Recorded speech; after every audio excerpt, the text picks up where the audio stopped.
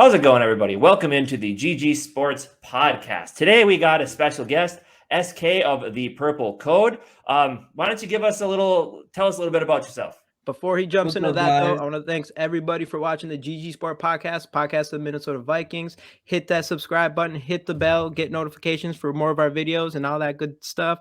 So yeah, let's roll. What's going on here, SK? Definitely. Thanks for having me on, guys. I'm definitely excited to talk about Vikings football. It's a slow time of the year, so there's not much to talk about, but we had a signing today, right? So we can get into that. But for me, myself, I work for the Purple Code. I actually created my own media network for the Minnesota Vikings. And then it just kind of blossomed into me having other bloggers on, other podcasters on, and we kind of just made this big happy family, and we're the Purple Code / AKA TPC. So here I am talking Vikings football. Love what Awesome. I do. So hey, let's go. And I think was it Jamie that contacted? He's like, "Hey, you're a big Vikings fan? Like, what's up, man?" And I'm like, "Hey, you do podcasts too? Like, let's get together on this. Let's do something." Right. Hey, we're all in this together. It's all about Vikings, man. Let's go. It's all about podcasting up to that first Super Bowl, right? That's it. It's gonna be a podcast party going on after that. Oh, it's coming. It's coming. Yeah, I feel it.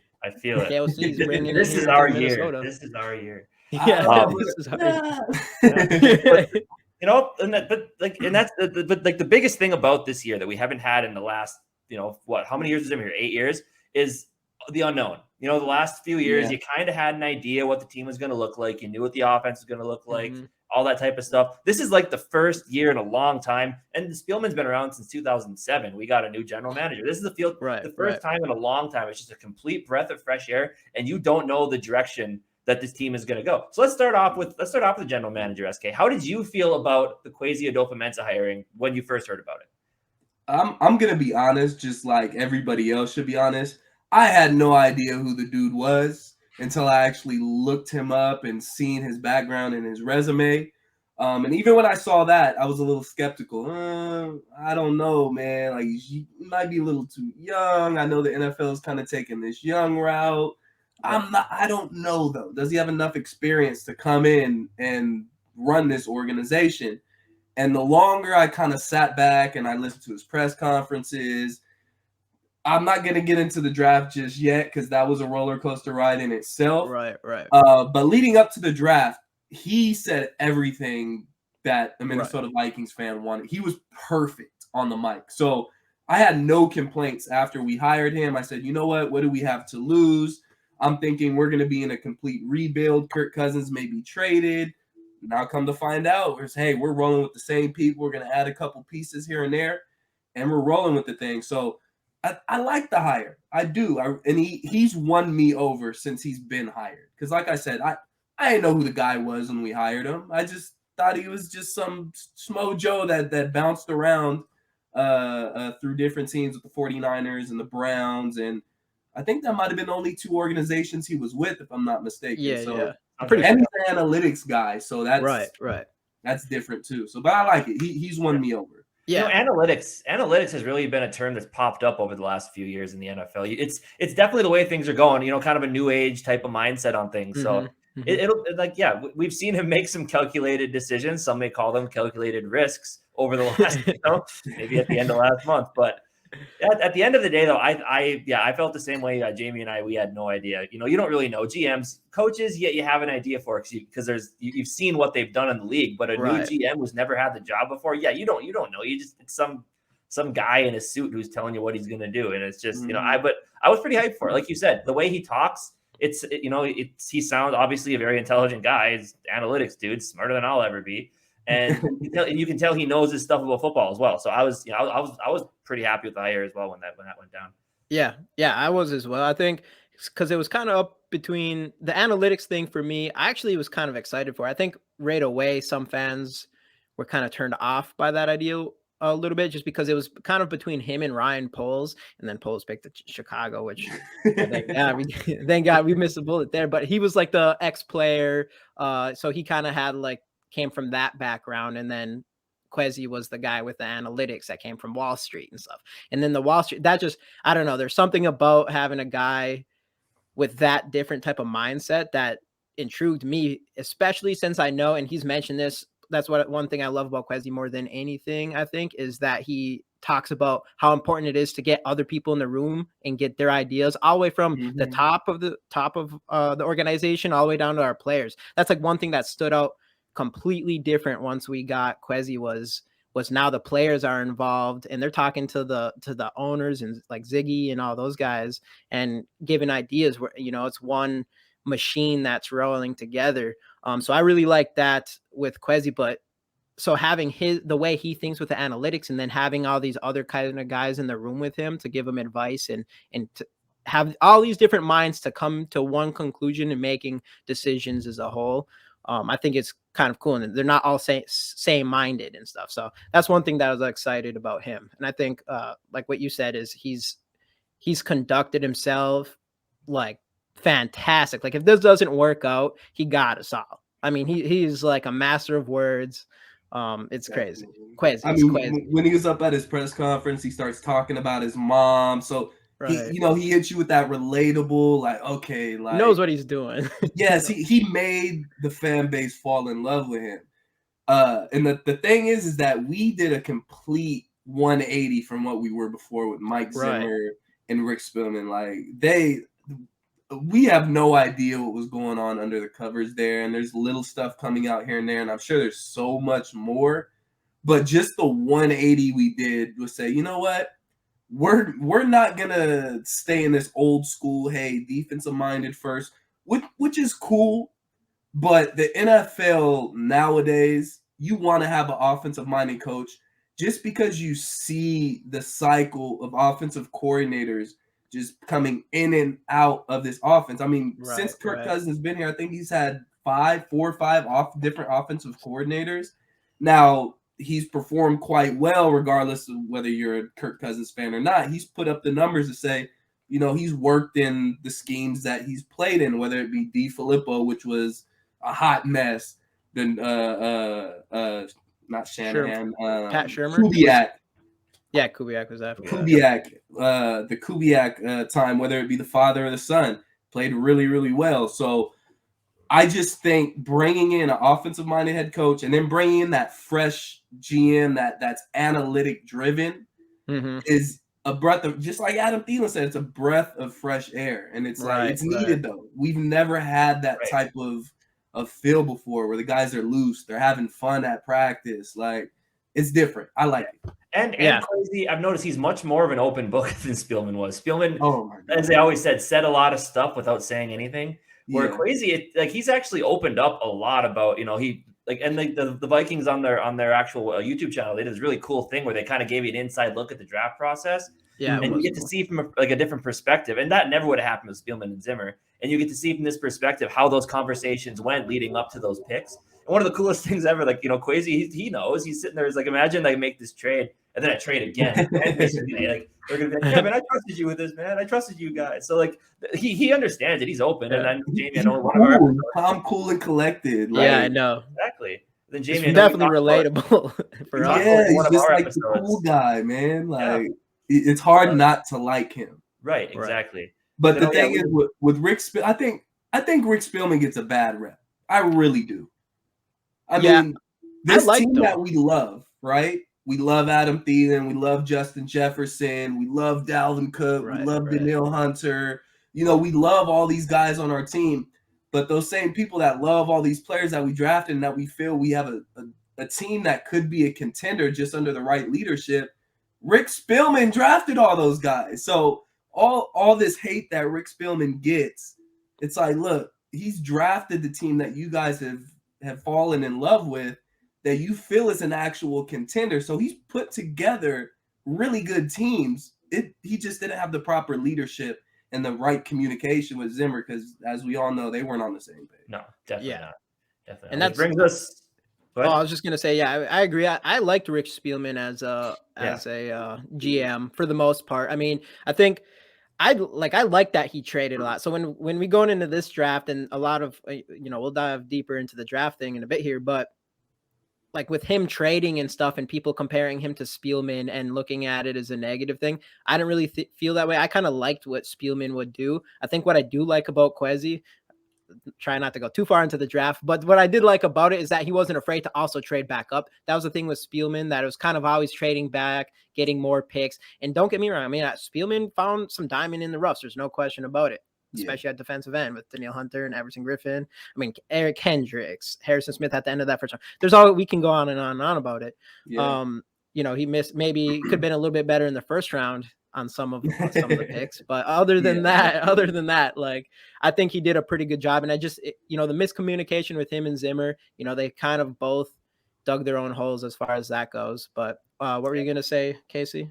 Well, speaking of the complete 180, Zimmer to Kevin O'Connell, that is another complete 180 flip. Now, Kevin O'Connell, I know, I mean, obviously, I don't know about USK, but me and Jamie fell into the Jim Harbaugh hype. I remember that's all we talked about when that was going on. I'm a Michigan fan, so like, that'll do it. Dude, I was sold on Harbaugh. I was so ready for an off season full of content, dude. Yep. Right. I know. Oh my god. I feel that. Right, but without, I feel like, you know, then the Kevin O'Connell thing came out. I know he is someone that Jamie and I never really considered. I know we had talked about him, heard his name in passing a little bit, but I think I would have been much more excited if the Harbaugh stuff hadn't been so prominent that day. If it would have just been straight up like, hey, here's the guy we're going with, then you'd have been like, okay, team, you know, offensive coordinator for a team contending for a Super Bowl. And then won a Super Bowl. Then won the Super Bowl, you know, took a guy like Matthew Stafford, and, you know, we see what happened with him this year. We all thought in Detroit, it's just Matthew Stafford. But here in LA, he figured it out. You know, he took it to the next level. And, you know, a lot of people said all Kevin O'Connell did was hold Sean McVay's clipboard. But that's, you know, if you don't need to be a play calling offensive coordinator to know your stuff. And obviously Kevin O'Connell knew his stuff. And in the interview process, you know, he'd worked with Kwesi before. Kwesi knew him. And in the interview process, he wowed the ownership with just his knowledge of football and his plan and the direction he wanted to take this team. So I was, you know, like I said, the Jim Harbaugh thing kind of was a kick in the nuts a little bit. But had it just been, you know, without that, and you just heard about the Kevin O'Connell thing, I'd have been way more excited than I was initially. And I was still pretty excited about it too. Yeah, it's going to be a lot of like balls, dude. Yeah. What's that? The bluest of balls. Yeah. And you know, you do have like, because it is, you know, he has the track record. There's no question. It's like, I would choose that over anything. And we've talked about it before where, you know, other than that, we kind of were wanting to go into that young Sean McVay direction. Like before Jim Harbaugh was a thing, that was kind of what we did want. But then as soon as that came up, it's like, of course you go the direction that someone's already succeeded or whatever. But it does say a lot about KOC, and he'll always be compared. This decision will always come up again, I guess I'm saying, is that he was chosen over Jim Harbaugh. And they had Jim Harbaugh in, and they still let him leave and was like, KOC is the guy. So it'll be interesting to see what happens here on out. But that means, I mean, that says a lot about KOC. So we'll see. But yeah, with the Harbaugh thing, I was all in on Harbaugh. Yeah. And the crazy part was, and I want to pat myself on the back, is when we initially fired Zimmer, like the week leading up to us firing Zimmer, we already kind of knew it was going to happen. I'm already going through, you know, coaches that would be great for the Minnesota Vikings. So I'm going, you know, Eric Bieniemy, which obviously he didn't come away with a head coaching job. I did Kevin O'Connell because he seemed like that young, energetic head coach that, you know, we'd want with the McVay system that everybody loves right now. And then I thought about Harbaugh. And the reason why I wanted Harbaugh so much is that when it comes to his quarterback and his teams too, his teams come out, they play hard, they're very fundamentally sound, they come out and they attack, they're aggressive. I like the way his teams play. But on top of that, the number one reason was his relationship with his quarterback. And you can look back to when it was Alex Smith, when it was Colin Kaepernick. I don't really remember the Stanford days with Andrew Luck. I wasn't really looking at him on the sidelines with Andrew Luck back then. But he was always in the quarterback's face. He was always beating the pad, smacking him in the helmet, getting his guy going. And the biggest thing for Kirk, and I preach this, and we're probably getting this some Kirk convo now. The biggest thing I preach for Kirk Cousins is I never question his ability to make any throw on the field. Kirk can make any throw on the football field. He has a great arm, whether it's accuracy. A lot of people sleep on his power too. That dude can chuck the ball. Definitely. But on top of that is that the weakness that Kirk Cousins has, or his downfall, is his mental. If his mental's not right, he's not going to play good. Right. So and this is any quarterback, but mainly Kirk Cousins, because this is a big thing for him. And this, like, again, I think this is his downfall. Is it if his confidence and his comfortability aren't there, he's not going to play good. And we've seen it before. When his confidence is down, he looks like the guy people think he is. But when he's confident, when his offensive line is protecting him and he's comfortable in that pocket, he plays like a top 3 quarterback in the league. Right. So when you bring in a guy like Jim Harbaugh, who's going to be on your quarterback all day, you're my guy, we're going to make this happen. It sounds corny, and he has his corny little ways or his phrases or weird things he does, obviously makes a difference because he's a winner wherever he goes, whether that be San Francisco, whether that be Stanford, whether that be Michigan. He is a winner wherever he goes. So you're bringing in a winner, and you're bringing in a guy that's going to build a great relationship with your quarterback. Now, obviously, that didn't happen. That's what had me sold on him. But my second choice was Kevin O'Connell. I like Kevin O'Connell. He had the McVay, like I said, the McVay system coming in that everybody loves. He's young, he's energetic, and he's also coached Kirk Cousins before. So he already has that relationship.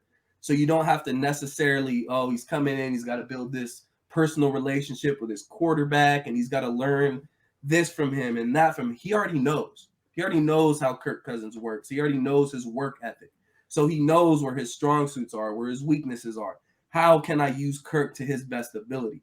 So I think Kevin O'Connell was eventually the right hire because you see the relationship between KOC and Kwesi. Like they're like 2 peas in a pod right now. Like you see them out at the Timberwolves game and at the Wild game, and it's like they're cute. They're like little cute guys, buddies, and it was a good mixture of GM and coach. I think it's a match. The thing about both of them is I love the laid backness of them, because like with every time you see Spielman anywhere, he's always got the suit or he's looking fancy. Where like Kwesi is sitting at a Timberwolves game in a gray T-shirt and a stocking cap. Backwards hat. Like this, It was a clean shirt, I think. It was a clean T-shirt. Queen. Oh, was it? Yeah. But and then Kevin's there too, just wearing normal, it's not this big flashy thing. It's just they're just regular guys who have this big important job, and you never see Spielman like that, And I just love the laid back nature with this younger team. It's what you need in this younger league as well. It's crazy. Yeah. But I love them, but the player, you see the players going to Timberwolves games and Wild games. You never saw that before. Right. Continuity. That's the biggest thing. Yep. Yeah. I did want to say something that's kind of funny is shortly after Zimmer got fired, we made a top 5 head coach video. We actually had Ben-Ami number 1 on that list, but we put Jim Harbaugh as the honorable mentions because we're like, there's no way he ends up going to Minnesota. Like if he picks a team, it's not going to be us. So it was like that's honorable mention because he isn't gonna come here. And then the craziest thing happens is we had our shot and then we let him go. So that was pretty wild how that turned out. It gave us like 2 weeks of excitement. Yeah. Other than that though, I 100% agree with you with Kirk Cousins. I think that guy has the ability to arms. If I was gonna say downfalls, I agree with you with yours. Another one, I wish he could scramble out of the pocket a little bit and extend plays. Do that a little bit, but that's kind of the quarterbacks we always have. Yeah, I'm hoping so. But I totally agree with he can throw the ball everywhere. His stats are always good, but you are absolutely right with the mental thing. And I think we have seen a little bit of strides last year, a little bit, because in the beginning of the season, for sure, when it came down to like the 2 minutes, he was bringing us down the field, putting us positions to win. And that was something we haven't seen with him yet. So he is growing every year. I feel like he has grown in that mental area for us, which is fantastic. But then once it got once we kind of got into that area where I'm trying to think of the first game, it was right after we beat the Packers, which was like the highlight of the season. All of a sudden, and it was like, all right, so we can make the playoffs. And that was when his game started going down. And we did another video where we kind of looked at his stats in comparison. And, he threw like 5 of his 7 interceptions in the next like 4 or 5 games or whatever. And you could just see, the mental part started getting in there. I mean, at least it's what it looked like to me. And that's why I agree with you is that, we need to see a step from that position. From that area, if we expect us to go to playoffs and deep into playoffs. And hopefully, with the new coaches and GM and how just the new culture in there, he might be one of those guys, because Zimmer's not one of those guys that distills confidence in people. I think he's more of the guy that kind of makes you afraid because every quarterback different. Some quarterbacks will take it that way, where he's like, hey, you need to go out there and do your job or and then the quarterback will step up. But not everybody plays that way. And I feel like we see that a lot with our kickers with Zimmer. At least I blame it on Zimmer that, they miss one kick and then you're kicked off the team. And yeah, there goes their confidence. And then they go to Oakland and become one of the best kickers in the NFL. And so hopefully, like, with this whole new culture that's going on behind closed doors, and they can give that confidence to Kirk and make him maybe not feel like, hey, if you miss this or whatever, like, I don't know how they're going to handle it, but we can only hope, because Kirk is our guy. I mean, think about it this way. Zimmer didn't want Kirk in the first place. Right. Yeah. Now, whether he wanted Teddy, I don't think he wanted Case, because he didn't give him his support all season long while he's running through the entire league. Yeah. But the thing is with Zimmer is that, like you said, it was a fear-based, right? It was ran like a fear-based team, and that's not how you run a team. But again, Zimmer didn't want Kirk in the first place. Whether he wanted Teddy, whether he wanted Case, whoever it was. Imagine coming to work for a boss that doesn't want you there. Like I got to go to work every day. I got to bust my ass every day for a guy that doesn't even want me to work for him. Like he could care less. If he had the opportunity to get rid of me, he would. So just imagine having to deal with not only the pressure, but just, we talked about confidence a couple minutes ago. What kind of confidence are you getting from that when your own boss doesn't want you, or your own head coach doesn't want you? So you're already, behind the game before it starts. So, and especially I just love the continuity and support that Kirk is getting from this coaching staff, because we're really going to get to see the full potential of Kirk Cousins. There's not going to be any more excuses. There's no excuses. Like you don't have an offensive-minded coach. You don't have whatever it is. Our offensive line is good enough now. Yeah, it's best we've seen since Kirk's been here, for sure. Yeah, no excuses. Yeah. No excuses. And the thing with the quarterback and coach, as people say, it's the most important relationship on the team. Like you talked about, if you go to work and your boss doesn't want you there, especially if the quarterback at work be like a high-ranking person, just think, I worked my way here, and this guy above me doesn't even want me here. So what's so it's definitely something to where you feel like this is going to work out so much better, because he is valued. And Kevin O'Connell, people it had to have been known that Kirk was going to stay here when he got the job.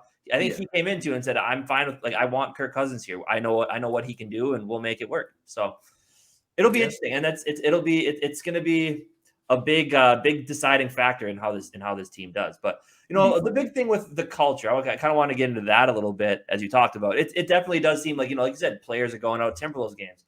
And to start this part of it, talk about free agency. Starting out in free agency didn't do a lot. Signed some backup offensive linemen, signed a backup tight end who's probably just going to block coming off a knee injury. But when they brought in Zadarius Smith from the Packers, it was Kwesi's first big splash. And it was huge. I loved stealing it. I wanted him. When I heard he was going to Baltimore, I was so upset. I wanted him here so bad, because him and Daniil Hunter would be just an amazing pairing, and we're going to get to see that now. But when as soon as he comes in here, you felt the energy. You felt that he wanted to come in here and lead this team. And then he's kind of the one orchestrating, like going to Timberwolves games or going out to eat here and going there. So he's going to be so good for the culture of this team. And I think that was, it's a big signing on the field. I think off the field, it's going to be even greater. Yeah, it's on the field. It's just health with Zadarius Smith and Daniil Hunter too. That's the big question. If they can stay healthy, we are going to be a contender. If we got Zadarius Smith and Danielle Hunter healthy, and all our other main pieces healthy, whether it's Kirk Cousins, Dalvin Cook, JJ, and Thielen, if we got those main pieces healthy, there should be no way that we're not at least in the playoffs with that type of talent, especially getting after the quarterback. The steps back that Green Bay has taken. Detroit is going to be a little better this year. And then obviously the disaster that Chicago has turned into. But I just, I don't know, man. I like the shift of the energy. Like, obviously, it seemed like it was crashing and burning at the end of the Zimmer era. It just goes back to the saying, a breath of fresh air. Like, it's a whole new slate. We get to go into next season. It's wide open. The NFC is wide open. Yes, the Rams won the Super Bowl. They should be the favorite. But they might not have Aaron Donald, though. The Rams got holes, too, just like everybody else in the NFC does. Right. So we saw the Bengals find a way to get to the Super Bowl last year when no one, like, you could ask any Bengals fan in America if the Bengals were going to make it to the Super Bowl. They would have told you no. So anything is possible, and especially with a new, fresh start, new leadership, which I think half of the fan base was saying, hey, we got the team, we got the players. It's just we need the right leadership. We need guys that are going to – the continuity, that are going to work together to come to one goal, win a damn game. That's it. Win this game, move on to the next one. And obviously, Zimmer had his ulterior motives about playing certain people because it was Spielman's guy and this and this and that. We're not going to get that with this regimen. We're not going to get dog houses, favorites. We're not. Best man's going to play, plain and simple.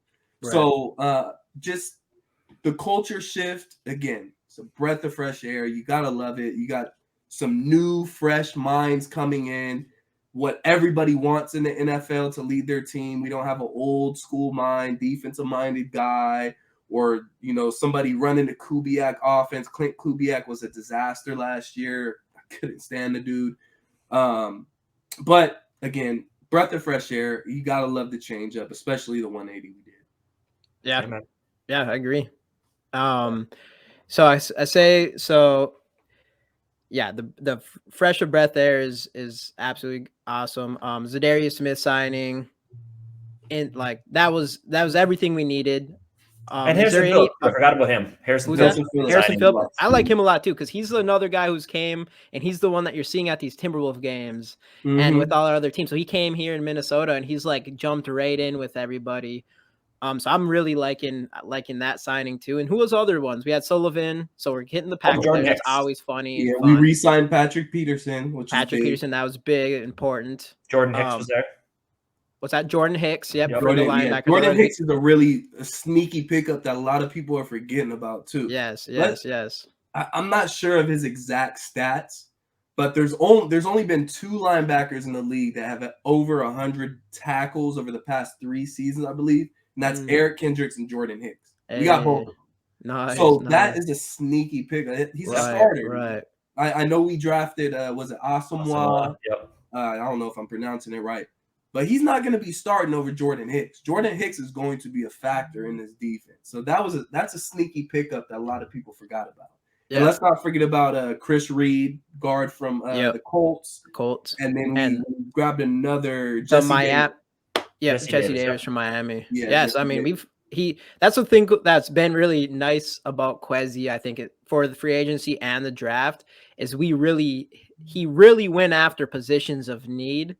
And like we don't have tons of holes, but the little holes that we did have, he's like, we're not messing around. We're gonna get 4 potential right guards. We're gonna, 2 of our top 4 picks in the draft are gonna be cornerbacks, plus the safety to make sure that secondary isn't what it was last year. Zadarius Smith, that pass rush isn't gonna be a problem.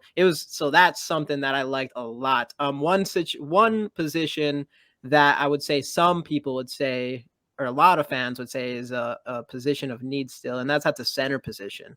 And what do you think on Garrett Bradbury? How do you think, or what's your thoughts on our center position right now? And do you still think the Vikings should go after a guy like Treader? I mean, if you have the opportunity to go sign Treader, you go sign Treader. I don't think that's even a question right now, but I feel like if we were going to sign him, we would have signed him already Well, instead of especially signing with Bobby Kwesi Wood. coming from the Browns. So he Exactly. should have already some insight, you know. I guess they said there's some knee problems there with Treader, which might be holding him back. Yeah, with Treader, I know him personally. He doesn't like playing on turf. And I don't know if that's the reason why, it's not kind of being put in the air of him visiting Minnesota or whether we're even interested. Let's not forget, Kwesi with these analytics, he's not going to sign a guy for past performances. He's going to sign you for your potential. What are you going to do in the future? So, yes, J.C. Treader, one of the best pass-blocking interior offensive linemen in the league. I would be ecstatic if we signed him. But when we look at the whole picture and we get some context with it, Kwesi's not going to sign an older guy that has knee problems, that has been public saying he doesn't like playing on turf when we obviously play on turf for at least 10 games out of the season, with 8 of those, or I think 9 of those being at home this year. So with that being said, you got to look at Kwesi with the analytics. He's not going to get a guy that has past performances. He'd rather stick with a guy that's still on a rookie deal and Garrett Bradbury. And look, it's a new scheme. It's a new system. He may come in and he may look a lot better in this scheme. When you have good guards, you can hide a mediocre center. Right. Now, we don't know what Ingram's going to turn out to be. We don't know if Chris Reed's going to start there at the right guard position. Udo's not going to be the starter at right guard. Let's just be real right now. Yeah. I think it's between those two. And then Ezra Cleveland on the other side. If you have solid guards, solid guard play, you can kind of cover up a center a little bit. And we don't have too many ridiculously strong defensive lines that we have to go through this season. Again, Akeem Hicks just signed with the Buccaneers, so he's out of the division. I believe we have to max out. Kenny Clark is one of them. Who was that? Who did you say? I said max out. Khalil Mack went to Khalil Mack's out. He's with the Chargers now. So interior defensive lines, I think there's maybe 3 or 4 games throughout the season, including the 2 games with Green Bay, that we have to deal with a star defensive tackle to where we really, really, really got to worry about Garrett Bradbury. Yeah. So I'm not completely opposed to keeping Bradbury as our center this season, but if you have the opportunity to go out there and sign a J.C. Treader for a reasonable price, then you got to go do it. I mean, there's no question. Yeah, I did want to add that at the end of the season, after Bradbury got benched and then he came back to the starting lineup, he definitely played a lot better. Yeah. And then because I've mentioned this before too, is that he mentioned that he felt like he didn't have like a fire lit under his ass, like almost like he was like felt confident that starting position. I didn't like that he said this, but that spot was his, so he didn't wasn't worried like there was someone behind him about to take his job. But then when it happened to him, he acted like there was a fire lit under his ass, and hopefully that same energy goes into this offseason and he comes back at closer to what we were expecting when we drafted him. And if you look back at, I don't know if you guys watched some of the Senior Bowl practices, Ed Ingram was getting snaps at center. So let's not rule out one of those guards sliding into that center spot and taking that from Garrett Bradbury. Now, Jesse Davis and Chris Reed, I'm not too sure if they ever took center snaps. Chris Reed has. So that's another guy that could possibly come up and take that spot. And you don't have to worry about Garrett Bradbury, and you don't have to go outside of who you already have on this roster. So I don't think it's set in stone that Garrett Bradbury is going to be the starting center. Now, I think he has taken first-team reps with the starters and OTAs. If I'm not mistaken, you guys can correct me if I'm wrong. So he is the favorite, but don't rule it out. Ed Ingram can sneak in there, and Reed can sneak in there. Yeah. Even though Davis did take some some center snaps in last year's training camp. So that Wyatt Davis, but who knows? I mean, Wyatt Davis has got to be like Wyatt Davis. Yeah, not Jesse Davis. Wyatt Davis. So it'll be interesting. Who knows what's going on with Wyatt Davis? You'll hear one people like love him and he's going to be that first round pick or the potential first round pick that people saw, or he's not. He shouldn't even have been drafted or whatever. So he's interesting to see what rolls out for him, because I actually thought he played all right during the preseason. So I guess we'll see on that. But we'll see. But I heard you. Yeah, definitely. I heard you say the word draft. Let's talk about that a little bit. So, SK, you're sitting on your couch wherever you watch a draft, drinking. We were doing a live video during it. I was actually at the draft. I was there. Oh, were you? Yeah, I was there in Vegas. Okay, so you can give us some inside. So some inside info. So you're sitting there.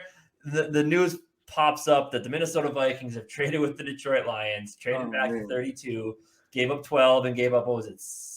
46, and they got 32, 34, and 77. Is that what it was? Yeah. I think it was 66. 63. It was 66. It was in the 60s, I think. What was the atmosphere like there? Oh man, so I'll be honest, they had so many different things going on in Vegas. So the actual draft experience, I got there, I would say at about noon.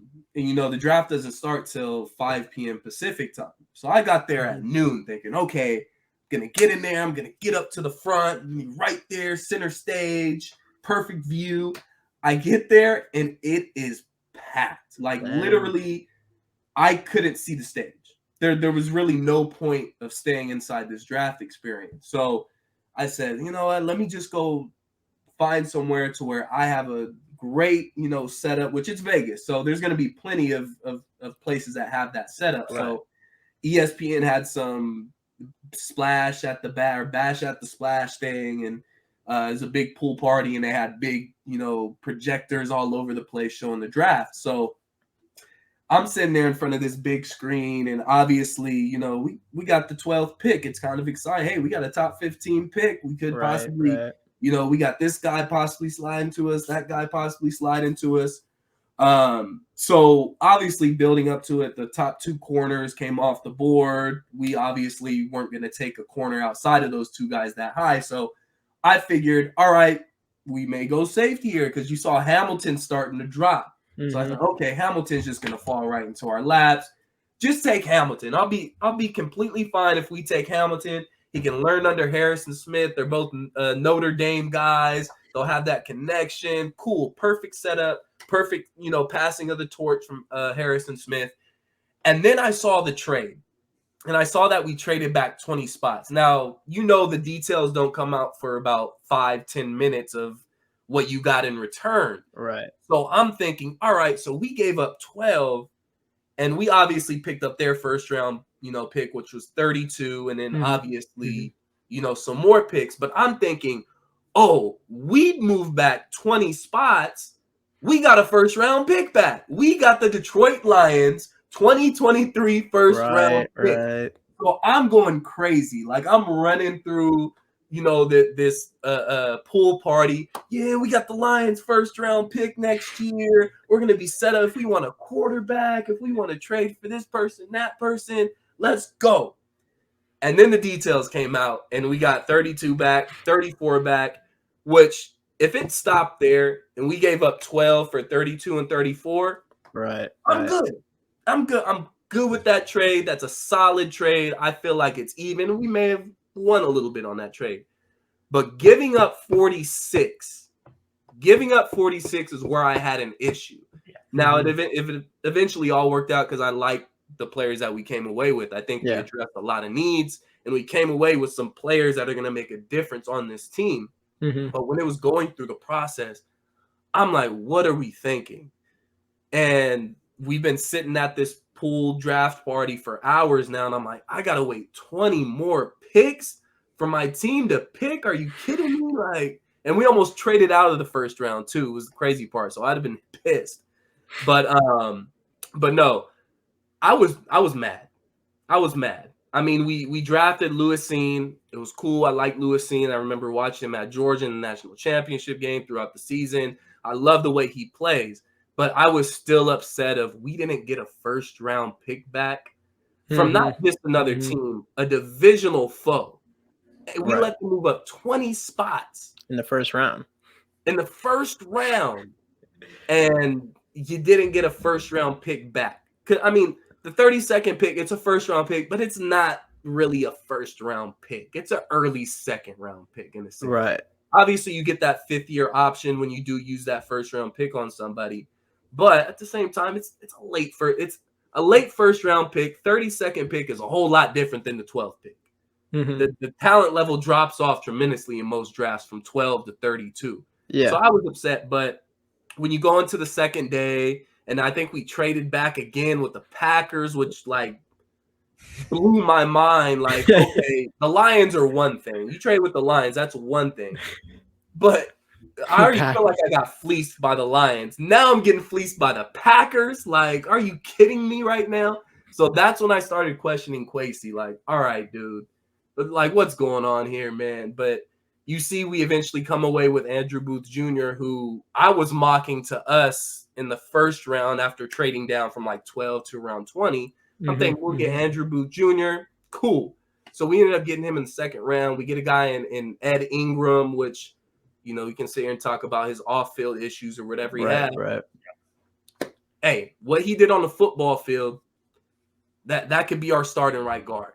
Right. So we're not going to get into the off-field stuff. We don't need to get into that because all that stuff was dropped, and he was a minor at the time as well. So we don't need to talk about that.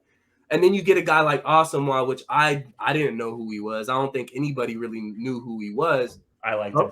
We did some linebacker reviews, and he was up there on my list. I liked him a lot. I didn't do any reviews on Asamoah, but doing my research after we drafted him, I felt really good about him. I think he fits great into this linebacker room.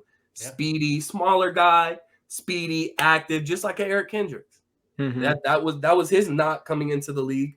Yeah, he's fast, but he's small. Right. Well, he's been the team's leading tackler since he's came into the league, regardless how small he is. So I like the Asamoah pick, and kind of everything after that is, you know, it's the draft. It's after third, fourth round. It's kind of like, you like who some knows? guys, you don't. Yeah. It is what it is. But coming away with the guys we got, I ended up being happy. Yeah. Sure. Yeah, I felt that as well. I think, you know, Lewis's going to be the more I didn't know as much about him as like I did with like the guys like Hamilton and stuff, because going into the draft, you know, I was looking extra at the players that might be there for us. But then afterwards, looking into them, I was more pumped about that. Like I said earlier, that, you know, we were doing a live stream for like the whole draft, so it was like it's kind of like the hype up to that 12th pick, and then it was like the 20. Now it's 20. We were like disappointed, and it was kind of brutal to sit there and try to keep it going and stuff. But yeah, man. But I think it ended up turning out, and you know, we did that trade with the Packers, which it sucks that it's the Packers. I'm not as big of a Christian Watson fan as a lot of people is, so I'm not as worried. But you know, we still got 2 seconds. Yeah, a lot of drop. Right. Not even a big college, you know. I don't know. Who knows? We'll see. We'll see. He's going to get shut down by Andrew Booth. And one guy I wanted to bring up was an interesting pick for me, and a guy that I'm going to be really looking at and just see how it turns out is a Caleb Evans, right? Is a Caleb Evans, because that is the Kwesi pick, in my opinion. I think, you know, we traded up in the 4th. I think when Kwesi was looking at his, you know, board of players he wanted in this draft, I think a Caleb Evans was one of the top guys on his list. Like, throughout this whole draft, this is the guy we're getting no matter what. You know, not in the first couple rounds, but as soon as we think there's a chance we should get him, we're going to get him. And then that's what we did. So I'm really interested to see how he turns out, because I think he's going to be a guy, if he turns out to be a steal, a gem, it shows a lot about Kwesi, I think, in his, you know, his mind for talent and just that whole front office there. And then same with Evans. I think with all these trades that we did, Ingram, with all these trades that we did, if Ingram turns out to be a starting guard, I think we can probably end up leaving that draft and saying that those trades actually ended up being worth it. Yeah. Well, I think it also depends on how good Jameson Williams ends up being, and if Christian Watson is going to be that guy in Green Bay. So yeah, I would have been perfectly fine with if the Vikings took Jameson Williams at 12. I would have been content with that if they had done that. I was so against wide receiver at 12. Yeah. I I was can so see that. me personally. I can see that side of it. Just so I mean, many we people were didn't- like, we need to get a receiver. I'm We like, didn't dude. want a receiver, but if it was like best player available, like we liked Garrett Wilson a lot. So it was like, and he ended up going a few picks before to the Jets. And it was like if all those guys, because it did come down to like all our guys were gone besides Hamilton. He was the guy that dropped. That was like, all right, we would like he's the guy that was top 5 throughout the entire offseason or the draft process or whatever.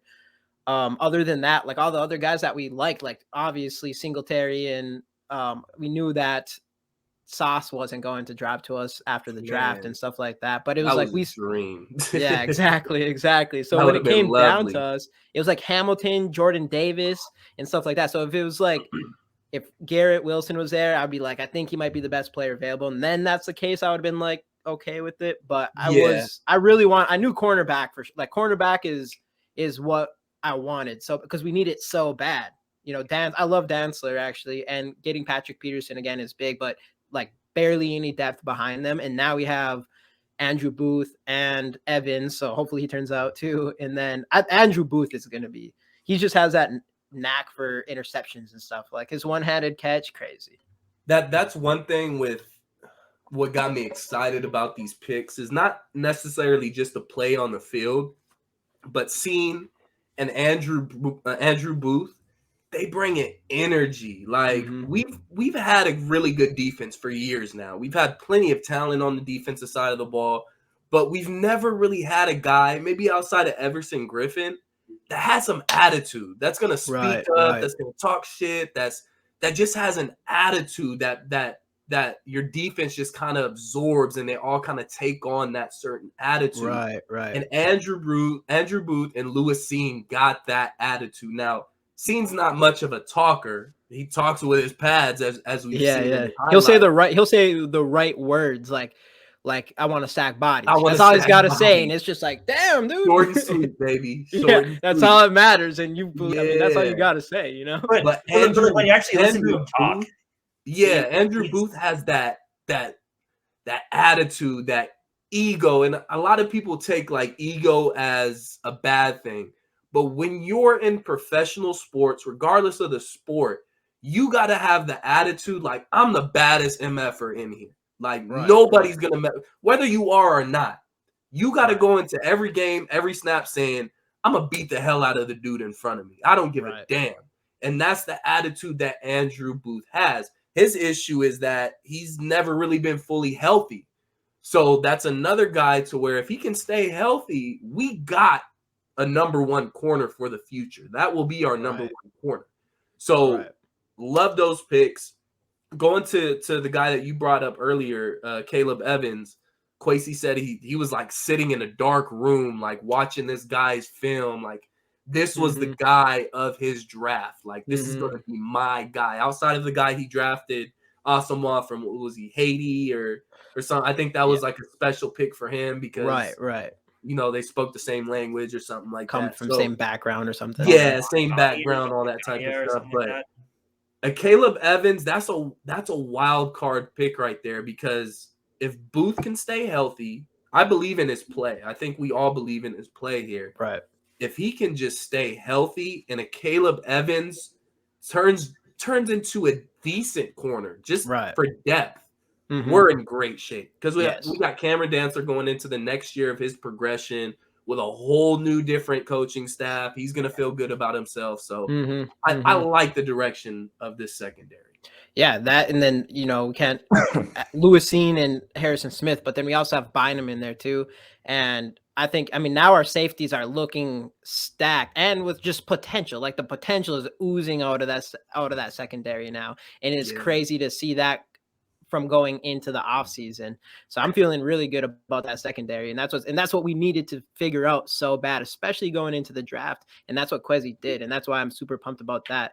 And you were talking about energy guys. Zadarius Smith is kind of like one of those guys, isn't he? Another energy guy. Yeah, another energy guy. And Asamoah actually is one of those energy guys too, because he's like known as the heart and soul of, you know, we hear this about Everson Griffin a lot, the heart and soul of the defense. That's Asamoah, and he brings that. And that's another thing I would say about him is he brings that like relentless energy. When you watch his highlights, he's his motors nonstop. So I'm hoping we see that out of him. And if he becomes a starting caliber linebacker, I think that's something he might be able to bring to us as well. Well, you got to ask yourself, who's going to be that guy on defense for us this year? And I think if it's not Zadarius Smith, it's going to be one of those rookies. It's going to be Lewis Cine, or it's going to be say a Andrew lot Booth. about those guys at that age, you know. Yeah, get that Anthony Edwards. Right. I think one of my favorite things about this draft, though, is they got people to help you now, but you can tell that Kwesi was looking towards the future as well. Because like Lewis Cine, you got an aging Harrison Smith. Lewis Cine's eventually down the road is going to be the replacement for him. You look at a guy, Andrew Booth, Patrick Peterson. He's a little long in the tooth. Hopefully down the road, Patrick Peterson and Cam Dantzler can be your 1-2 punch with the Caleb Evans mixing in there as well. And then you got, I hate to say it, but Eric Kendricks, there's been a lot of talk about him. Brian Asamoah could take over for him. And Ed Ingram, obviously, he's got a spot on the line because the offensive line, right guard's wide open. So the thing I like about Kwesi is you can tell he's looking into the future while also saying, like, I'm building a team where we're filling positions of need now, but they're definitely going to, like, when these guys reach their peak, we're going to need them to be high quality starters. So yeah, I think every pick, it had a little bit a deeper motive to it than just a guy that'll help you now. He's looking future, and that's your job as a GM. You got to try to win now, but also how do you sustain winning? And that's a big part of this draft. Yep. Yeah, absolutely. Yeah. So overall, the offseason, it's been wild. There's been a lot of crazy stuff. Like you said, like we were talking about earlier, first time in a long time. It's just brand new, fresh. You don't know what's going to happen. Some things felt familiar, but for the most part, things seem different. And I think they're different in the best way possible. And I'm super excited to see, a lot of people say, there's the negative Vikings fans. Like, well, do you guys actually think that a better coach and a better GM is going to help this team? Yeah. Yes. The talent's insane. The talent's insane. And like SK said earlier, it's wanting to come to work knowing your boss wants you to be there and wants you to be the best you. Zimmer, he wanted everybody to fit into his scheme. The reason Zimmer didn't like Case Keenum is because Case Keenum had balls and he flung the ball around and he took chances. Zimmer wants the Teddy Bridgewater type, the guy that's going to listen to him and just make the safe play. That's why he probably likes Sam Bradford too. Sam Bradford liked to make the safe play, dump offs, run the ball. Case Keenum was too risky for him. And Kirk Cousins is just, that whole, well, you're spending all this money on a quarterback. My defense needs help. So, but just all these guys, you can tell that they want to. And Adam Thielen, he was on McAfee today, and he kind of hinted at that. He said, it's not like, oh, I got to go to this meeting, got to talk to this guy. It's like everybody wants to be there. Everybody wants to show up and do their best, and they want to start winning. And obviously, and then AJ Hawk said you can't win the Super Bowl in the regular season or in the off season, but you can lose it. Yeah, and that's not the position we're in. We're doing things right. We'll see if it translates to the field. I think it will. But so far, everything in the offseason, which is all we can base it off of, I'm pumped and I'm ready for the season to get here. Yeah, what are we, 100 days away? Yeah, I think they said that, 100 days away. 100 days away. Dude, I'm pumped. Packers game 1.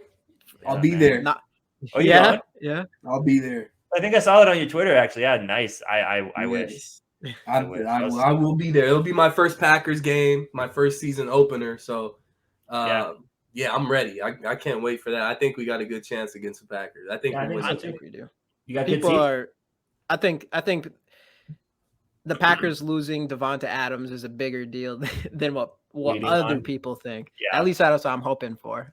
I don't know. Right? Aren't we all? Right. They still got Aaron Rodgers. Yeah, I know. They still got Aaron Rodgers, but Devonta Adams, come on. You can't just lose him and then expect them to just walk through this division again. Right, I know. Everybody has him up there just because of everyone has him up in the power rankings just because they still have Aaron Rodgers. But it is what it is, and that's just the way it's going to be until we prove them wrong. I'll say this: us winning the division is up to us. Right. If we want to win the division, we can. We really can, because I think the Packers take a step back with their best receiver, second best player on the team, off the team now, so they're taking a step back. Are we going to take that step forward? Is the question. So, right. Just have to wait and see, man. Yeah. So final thing I want to ask you here. Me and Jamie, we did an episode on our schedule prediction. Have you done that? Have you gone through and said win, loss, loss, win? I have, and isn't it always optimistic this early in I went 16. 17-0, so. Oh yeah, 17-0. Yeah, I was 13-4. That was my thought. I was right around there, 13-4, 12-5. And it's tough because we got teams like the Jets and the Dolphins, and I mean, the Jets beat the Bengals last year, so you never know with these teams. It's so hit and miss week by week. But we could start this season if we beat the Packers. We have a good opportunity to have a nice little record in the first half of that season, because I think Philly's not going to be what they're worked up to be. I don't believe in Jalen Hurts outside of his feet. Right. And then week 3, I think we have the Lions, if I'm not mistaken. And it's the England game with the Saints. Yeah, the Saints in London, which is their, which would be their home game technically. That's huge. That is huge. Which is huge. And there's tons of fans from England or London game or whatever, same thing. That are Vikings fans. That are Viking fans. So because the last time we were there, it was mostly Viking fans. I forgot who we played against. You guys went to London? No, I didn't go there. Just the last time the Vikings played. Oh yeah, we played the Browns. Yep. Yeah. Even though I did go to the Panthers game last year, and it was like at least half. You got a great game there, Charlie. And it was like half Viking fans at least. Like I was like, man, I would not be happy if I went to our game and it was. We travel really, really good. Yeah, like, we're one of, I think, the top maybe 7 teams that travel. Obviously, the Steelers, Cowboys, and those type of teams travel well. But every away game that I've been to, and I'm in here in California, so I went to the Chargers game last year, and then I went to the Chargers game. What was it? 2 years ago, right before COVID happened. And I'm sure you guys have heard the stories from that game. With the Chargers game? Not this year, but the other 2 years ago. Right, man. It was a takeover. It was That's like Vikings fans. Yeah, that one's like infamous for takeover by another team. But now obviously Justin Herbert, the bandwagon's gonna come over there and everyone's gonna be Charger fans. But right. It was about 60-40 for the Vikings last season against the Chargers. I went to that game too. Right. And it didn't feel like a home game, but there was definitely more Vikings fans. Right. You know what? And the biggest reason the Vikings are going to win this year, we haven't mentioned his name once, so I'm just going to do it now. Justin Jefferson. We got the best receiver in the NFL, man. He's going to light it up. He's going to keep on going. We're going to have to pay him like $60 billion. But at the end of the day, man, it is what it is. You got to do what you got to do, because that guy is insane, man. He's going to be in the Cooper Kupp role. Right. So he's not in this run first type of offense, Kubiak offense that we're used to seeing him in. He's gonna be in a role like Cooper Kupp was. Get a lot of screen passes, a lot of 10 touches a game, 10 catches a game. If you're into fantasy football, Justin Jefferson should be the number 1 receiver off the board if it's not Cooper Kupp. But on top of that, look, in my opinion, we got 2 guys we can use in the Cooper Kupp role. We can use Justin Jefferson, or we can use Adam Thielen. We all know how great of a route runner Adam Thielen is. So let's not forget about that, man. Thielen's probably one of the best in the league route running wise. The guy's a route running technician. We just need him on the field. Yeah. And then the emergence of KJ Osborne too. And hopefully Irv. It's crazy. If Irv can take that next step as well, right? And Delvin Cook playing receiver, it's just the offense has the opportunity to be top 5. in the league, we have like 3 running backs that probably will end up being features on other teams. So it's crazy. Yeah. Best fullback in the league in CJ Ham, easy. Expect Alexander Madison to have a big year. Guy on my shirt, my dude. Yeah. Expect him to have a good year this year, just simply off the fact that we're kind of mentioned it. Dalvin Cook is going to be playing some receiver. So I think Alexander Madison's going to get a whole lot more touches than what people think. Because if you look back at that Rams team, that's a running back by committee. We all understand how good Dalvin Cook is, but that coaching staff understands we need this guy for later on in the season. We need this guy for playoffs. And Alexander Madison is more than capable for carrying the load when need be. So I expect Alexander Madison to have a big year, and it's a contract year for him. Right. Yeah. And I mean, not just him, Keenan, get him more involved. He has his potential is crazy. I mean, he's already the best kick returner in the NFL. And then Ty Chandler. So it'll be interesting to see. I mean, he looks like he has good hands and good route running ability. I could see him it'll be interesting because I don't know. It'll be crazy if you go into the season with 4 running backs, but you never know. But it depends on special teams. I mean, Keenan is obviously a lock at that kick. Yeah. But I definitely at the end of the day, all the pieces are there for this team to make a run, and they just, like you said, it's up to them. They just got to go out, they got to do it, they got to take control. So, anything else, guys? I think we covered a lot. We basically covered the entire offseason. Yeah. Right. Let's just pump up. We're getting close to training camp. It's happening. We're getting there. All right. Yeah, this is kind of like the midway point of off season. This is when everything slows down. Right. It gets long, and then boom, middle of July happens. This training camp, baby. Yep, they're right in. So. All right, SK. Why don't you one more time tell the people where to find you? Yeah, you can find me on Twitter. My handle is @SK_TPC. Go ahead and give my media page a follow @ThePurpleCode1 on Twitter. And then we're also on Facebook as well @ThePurpleCode. So go ahead and give us a follow. Subscribe to us on YouTube @ThePurpleCode. So all right. So and that'll do it. As for us, we are GG Sports Podcast. As you know, if you want to check some of our other videos out, click the links right up there. Most importantly, though, do not forget, subscribe to us. Help us start. We're almost halfway to 1,000 subs. Help us get there. And we'll see you guys in the next episode of the GG Sports Podcast. SKOL Vikes.